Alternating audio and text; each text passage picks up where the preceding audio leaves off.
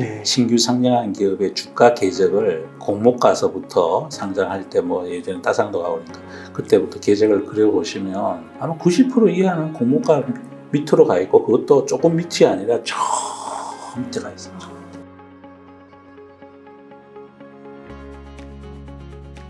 시간이 지나면은 막 요즘에도 공매도가 많더라고요. 네.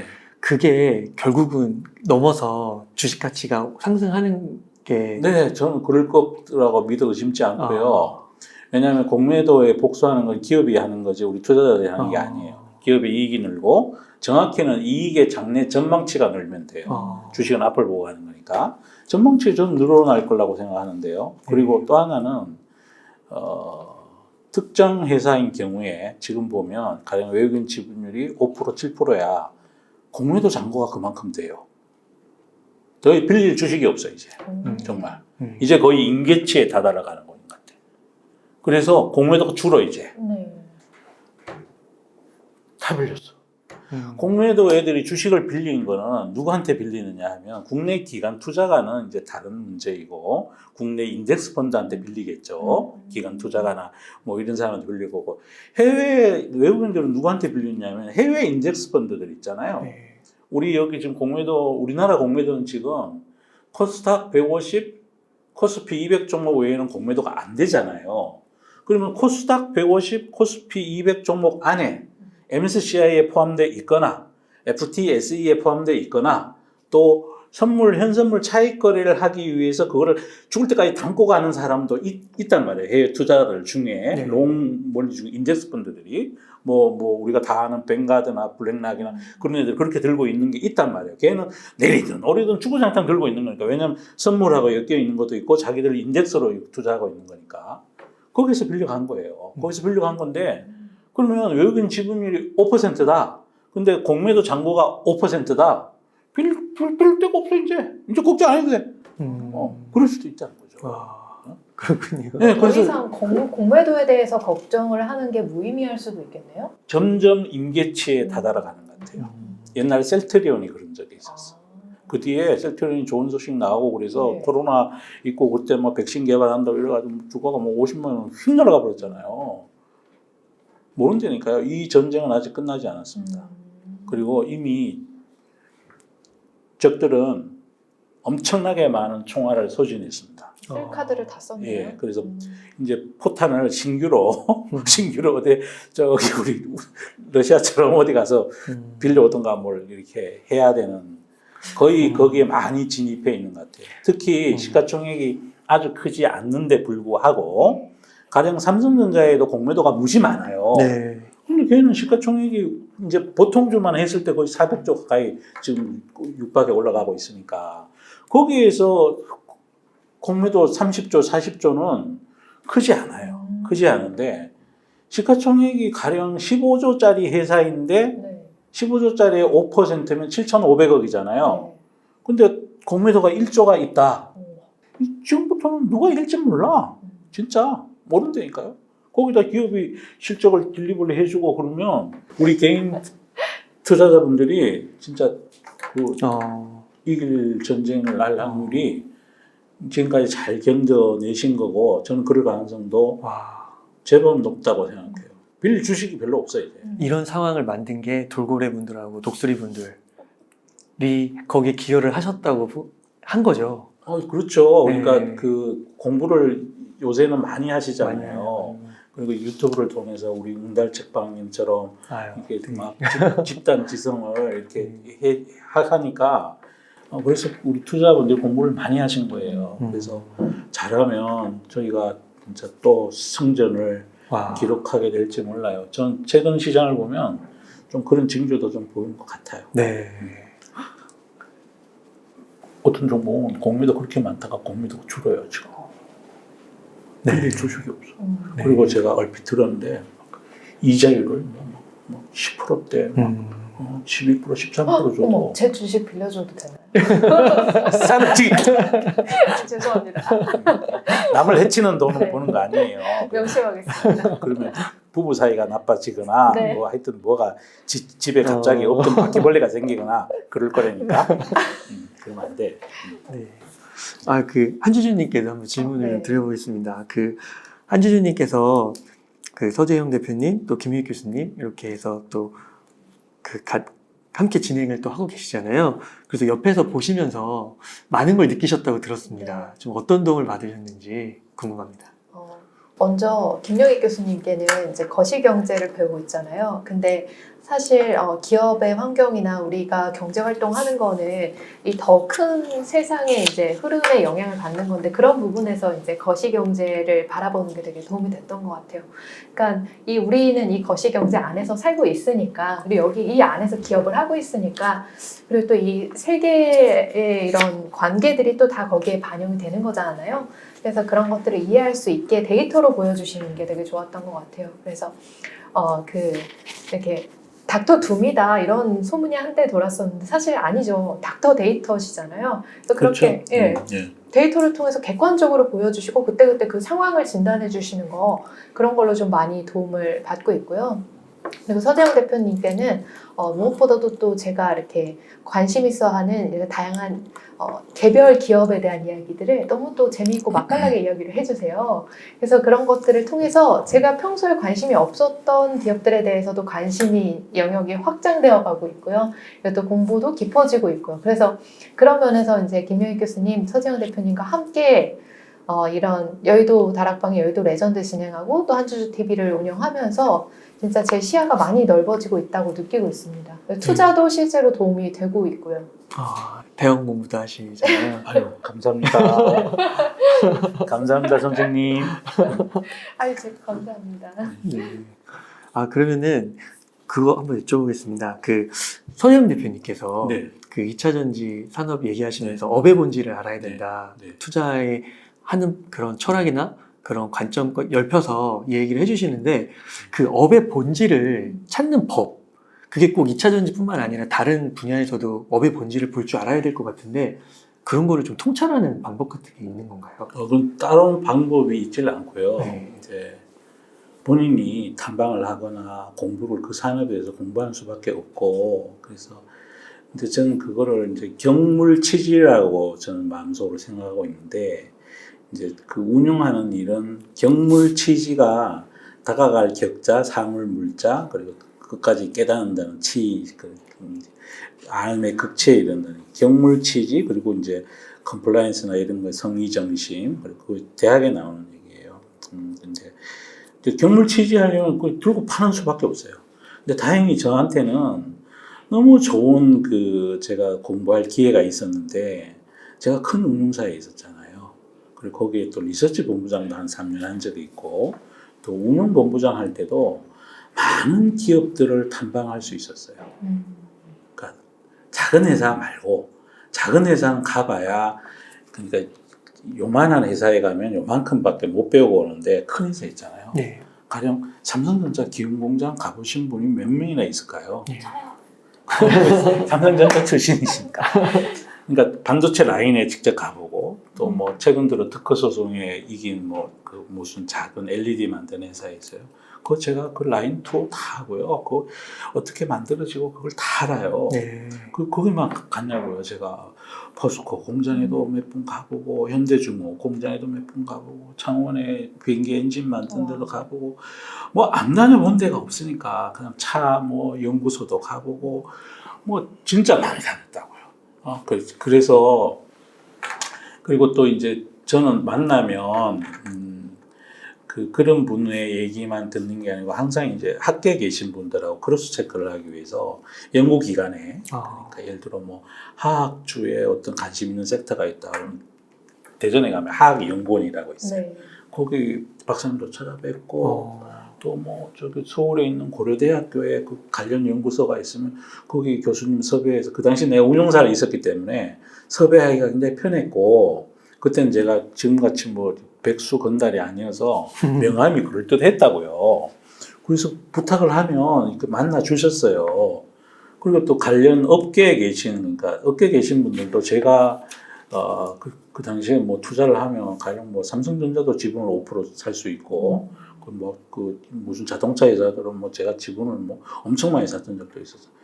그러다 보니까 제가 편리하게 탐방할 기회를 얻고 또 탐방을 가서도 그러니까 IR 담당자만 만나는 게 아니라 그 안에 그 기업의 연구소 분들 그래서 머리 싸매고 공부할 시간이 많았죠.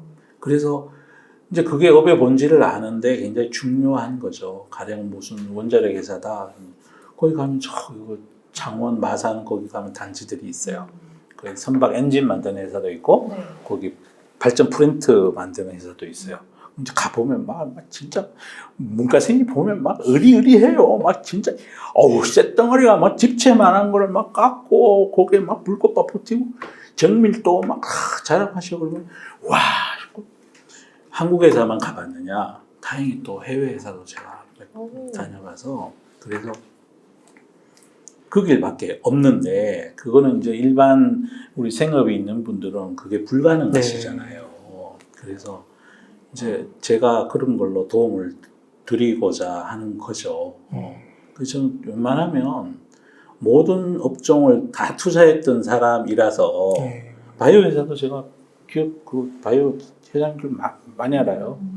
저기 제가 그 셀트리온에 그분도 저녁을 같이 제가 몇 번 먹고 그랬는데요. 그래서 저는 이제 그 탐방을 가면 이번 분기 실적은 제가 쪽팔려서 안 물어보고 항상 이제 돈을 어떻게 버느냐, 꿈이 뭐냐, 앞으로 투자를 어디에 늘릴 거냐, 그게 제일 중요하다고 저는 생각을 하거든요. 거기에 이제 내가 생각하는 세상의 변화랑 이분이 생각하시는 게 맞고, 그럼 돈 투자하는 거, 그돈 어디서 나요? 그럼 그거 물어보고, 그럼 거기 만드는 제조 기술은 어디서 나요? 그럼 쭉 자랑하실 거 아니야. 그럼 그거 듣고 와서 다른 데 또 물어보고, 그렇죠. 저런 단들 맞아요. 물어보고. 그럼 우리나라에 자동차 회사가 있고, 일본에도 자동차 회사가 있고, 우리나라에 뭐 중전기 하는 회사가 있고, 중국에도 있고, 스위스에도 있어요. 그 다음 뭐 비행기 만드는 회사도 그러고, 그런 것들을 이제 크로스해서 공부할 수 있는 기회가 저에게 정말 다행스럽게도 제가 복 받은 거죠. 근데 개인 투자가 그렇게까지 하기에는 굉장히 어렵습니다. 왜냐하면 최근 들어서는 포장을 너무 많이 하시고, 그래서 그 실체적인 업의 본질을 찾아내기가 정말 어려워요. 그럼 돈을 투자할 때 최소한 제일 중요한 게 잃지 말아야 되는 거잖아요. 그런데 포장이 잘 되어 있는 회사는 덜커닥 사면 잃는다니까. 이래가지고 나중에 장기 투자를 하셨는데 상장 폐지된다고 가가지고 막 결사반대하고 막 이러신다고. 안타깝잖아요, 그런 것들은. 솔직히 진짜 그래요. 저한테 비결이 뭐였냐고 여쭤보시면 한마디로 말씀드려서 저는 그런 소중한 기회를 제가 운이 좋아서 가질 수 있었던 거죠. 그거인 것 같아요. 그 뒤에도 뭐 제가 항상 이제 그게 베이스가 있다 보니까 인도 같으면 9구단을 10구단까지 외우거든요. 예? 인도가 수학이 되게 유명하다고 알고 있지만 19구단까지. 우리는 9구단 999밖에 아니잖아요. 네. 거기는 19구단이에요. 맞아요. 그러니까 그런 식으로 자꾸 계속 이제 책을 읽고 연역적으로 이렇게 자꾸 하면서 점점 더 이제 뭐라 그러나요? 라떼가 돼가는 거죠. 그래서 나이 드니까요. 이제 투자하고 싶어 하는 기업이 점점 줄어들어요. 네. 점점 줄어들어요. 그러니까 안 하고 싶은 게 더 많아져. 좀 더 보수적으로 이 접근을 하신다는 거죠. 알고 나니까 더더욱 보면 저 새끼 사기꾼인데 저 회사 이번에 호재성 공시를 냈는데 예를 들어 뭐 장비하던 회사인데 우리도 소재할래? 막 이러고 그러잖아요. 그러면 이제 다른 개인 투자자분들은 와 호재다 사시잖아요. 그럼 저는 야 그놈이 얼마나 잘 안 되길래 또 저런 걸 또 하려고 그러실까? 쟤네들은 저거 잘할 수 있을까? 가령 뭐 예를 들어 요즘 나트륨 전지가 뭐 그런다 그러잖아요. 그러면 나트륨 전지를 상업용으로 생산하기 전에 랩 차원에서 연구한 데는 우리나라에도 많이 있어요. 찾아보시면 전 찾아봐요. 더군다나 요새 유튜브도 많고 또 인터넷으로 검색하면 다 있고 그거 저거 안 되면 바드에 물어보면 돼. 아니 그건 줄줄 나온다니까. 그 줄줄 나오면 그걸 갖고 스터디를 해서 얘는 호재성 공시를 냈으니까 얘대로 가겠지 그렇게 생각하면 안 되고 야 이놈이 많이 후달리는구나. 내가 갖고 있으면 얼른 팔고 나와야 되겠다 이렇게 생각이 든다고. 이렇게 일종의 우리는 어그로라고 표현하는데 그런 어그로까지 억지로라도 그 관심을 끌어서까지 그렇죠. 이렇게 주가를 부양해야 되고 뭐 투자금을 이렇게 유치해야 되는 거죠. 그렇죠. 뭐라도 해야 되니까. 음. 최근 들어서 또 저런 거 많이 있잖아요. 와, 아침에 링크 스케 들었는데 바이오 회사들이 CB 전환, CB를 상한 그 CB가 리피싱 조항이 없게 된 거는 주가가 떨어져 있는데 만기가 되면 돈을 갚아야 되잖아요. 못 갚아. 못 갚아. 처음부터 갚을 의도를 갖고 전환 자체를 한 게 아니야. 그때 시장이 좋았으니까 주가가 올라가서 이 부채가 자본화 되겠지 하고 한 거라. 거기 그거 믿고 있던 주주들 또 이제 상장 폐지되게 생겼어. 그래서 내가 조심하자. 아니 곳곳이 지뢰밭이 나이 드니까 그러니까 좋은 투자처가 보이는 게 아니고 지뢰밭이 더 보여. 그 CEO나 뭐 대표나 임직원분들 많이 만나보셨을 것 같은데요. 네. 제가 좀 나이브할 수도 있는데 보통 그 상장을 하기 위해서는 진짜 그 처음에 그 창업자가 회사를 설립하고 굉장히 지난한 과정들을 막 눈물, 시간, 뭐 돈 다 투입해서 상장을 하게 되는데 그 후에도 제가 생각할 때는 그런 자기의 경험이 있으면 회사를 앞으로 운영할 때도 뭔가 이게 회사가 진짜 나의 모든 걸 걸고 자식보다도 더 귀할 수도 있고 이러한 마인드도 있을 것 같은데 딱 보셨을 때 저 회사는 진짜 사기꾼이고 작정하고 삥 뜯으려고 하는구나. 좀 속되게 말하면 그런 기업들도 많다고. 훨씬 많아요. 훨씬 많아요. 기업이 훨씬 많아서 혹시 그 우리 선생님께서 네. 최근 10년간 상장한 기업의 주가, 네. 신규 상장한 기업의 주가 궤적을 그 공모 가서부터 상장할 때 뭐 예전에 따상도 가고 그러니까 그때부터 궤적을 그려보시면 아마 깜짝 놀라실걸요. 아마 90% 이하는 공모가 밑으로 가 있고 그것도 조금 밑이 아니라 저 밑에 가 있어. 그리고 회복이 안 되는 거예요. 회복이 안 돼요. 어. 이미 떠났어. 어. 이미 다 해먹고 떠나는 거죠. 그렇구나. 그래서 우리나라 이제 공모주 하면은 딱 초반에만 확 몰리고 다들 그 첫날에 다 팔고 나오는 거예요. 그러니까 이게 잘못됐다는 거죠. 이게 잘못됐다는 거예요. 그러면 그렇게 해서 누가 돈 벌까요? 돈 버는 사람이 누굴까요? 금융회사. IPO한 F에서 주식 팔아먹은 네. 그 회사랑 그 다음에 또 누가 돈 벌죠? IB가 돈 벌겠죠. 투자했던. 주식을 벌고. 그 후엔 남몰라라 하는 건가요? 그렇죠. 다 이제 그거는 정말 바뀌어야 돼요. 대한민국이 그 투자자들이 금융 문명에서 좀 깨어나고 공부를 많이 하시면 저놈이 나 사기 치러 상장하는 건지 아닌지를 알 수 있잖아요. 근데 최근 코로나 시국 때 상장했던 큰 기업들도 한번 봐보세요. 카카오뱅크 어떻게 됐나요? 네. 카카오페이는요? 네. SK 바이오사이언스는요? 네. SK 하이테크놀로지는요? LG엔솔만 살아남은 그것만 2차 전지니까 살아남아 네. 있는 거예요. 살아남아 있고 대부분은 공모가 아래 가 있어요. 또 그때를 찬스다 해가지고 진단회사 ST 바이오센서 상장해도 지금 주가 어떻게 되는가 한번 봐보세요. 그렇다고요. 얼핏 드는 생각이 그때 이제 공모한다고 했을 때 코로나 이후에 다 그거 사야 되고 공모해야 되고 미래를 다 얘기하고 그거를 또 언론에서 맞아요. 하잖아요. 했었죠. 네. 하잖아요. 하고 그리고 예를 들어 SKI 테크놀로지 그 상장되고 얼마 안 있다가 주가가 20몇만 원 가고 있을 때 증권사 페이퍼들 다 36만 원, 뭐 38만 원 이랬는데요. 네. 그건 뭐 다른 종목은 안 그렇습니까? 근데 그걸 아무도 얘기 안 해. 왜 안 할까요? 그러게요. 왜 안 그걸로 이제 수혜를 보는 그 집단이 있으니까 그런 거 아닐까요? 얘기를 해도 목소리가 퍼지질 않아요. 퍼지려면 언론도 함께 네. 그런 쪽으로 목소리를 내주셔야 되는데 우리나라 그 특히 경제 증권 쪽에 많이 포커싱된 좀 있어요. 몇 개 안 해. 보도 안 해. 누구가 거기에 갑은 누굴까요? 금융회사요. 알고 계시네. 야 유튜브 오래 하시면 진짜 최고다. 한주주 TV 운영하고 있습니다. 그러니까 이게 그렇게 엮여 있는 거예요. 그래서 아무리 제가 여기서 그런다고 하더라도 우리 선생님께서 편집해버리면 그만이고 또 설사 그게 편집을 안 하고 나간다 그러더라도 우리 정치적인 이유로는 강화문에 촛불 들고 나가시는데 이거 잘 안 나가시잖아. 왜냐면 주식하시는 분들은 그걸 또 막 이렇게 어디 막 이렇게 나가서 움직이는 거 별로 안 좋아하시는 돈 많으신 분들이 많으셔서 그래 그건 뭐 알아서 잘 해결되고 나는 그때 잽싸게 팔고 나오면 되지 뭐 이렇게 되니까. 맞아. 딱 그 마인드, 저도 약간 이 마인드에 나만 항상 있었던 것 같아요. 나만 안 당하면 된다 이 주의 아니야.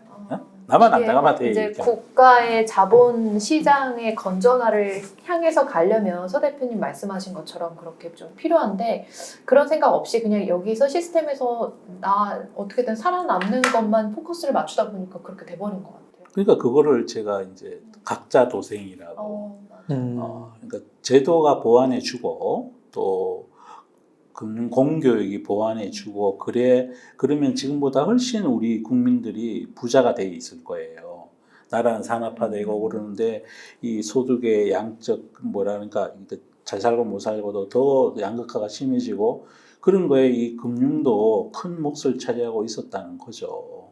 그러다 보니 뭐 평생을 쇠가 빠지게 해도 그냥 어느 날 갑자기 스톡옵션 받아가지고 인덱스 포함되는 날 들고 편 사람은 진짜 한 3년 회사 다니고 수백억을 받아먹고 누구는 40년 동안 미싱을 돌려도 삶이 40년 전과 지금 똑같은데 그게 금융의 문제인 거죠. 금융에.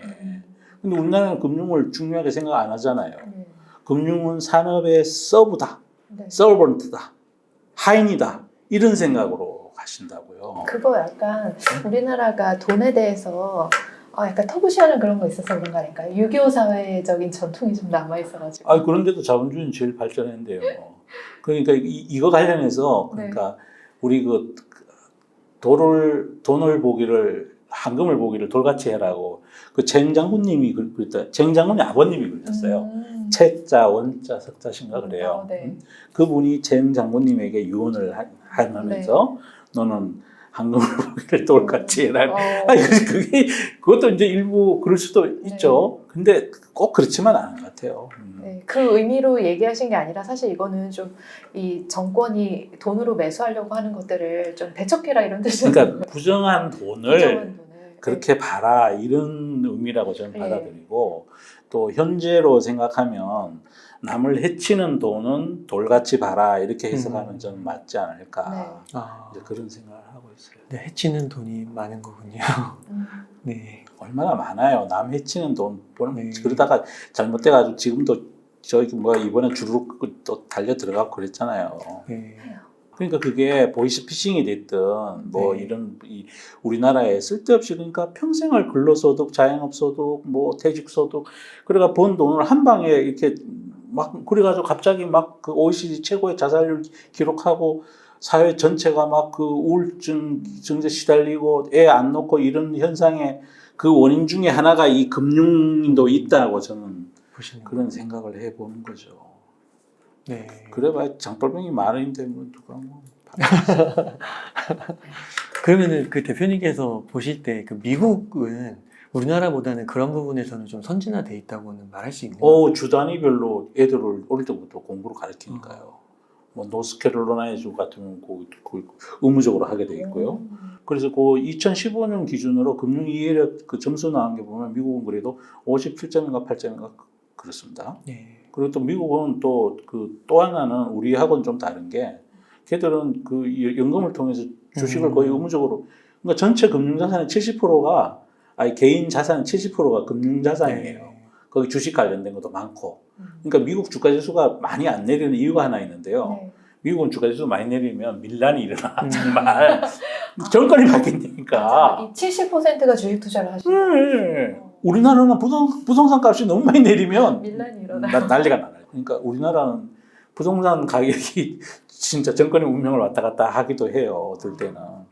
그래서 근데 하여튼 57점, 60점 이러고요. 네. 우리가 몇 점일까요? 한 그래도 한 3, 40점 되지 않을까요? 34점인가 얼마고요. 어. 우리 임PD는 잘 알아. 우리 바로 위에가 가봉공항이에요. 어. 국민소득 350불. 350불. 우리는 32,000불. 100배인데. 근데 저도 그럼- 이제 아이를 가져야겠다라고 생각하는 입장이고 문달님은 아이가 있고요. 어린이를 위해서 금융교육을 시키려면 어떻게 해야 될까? 그런 고민 안 하세요?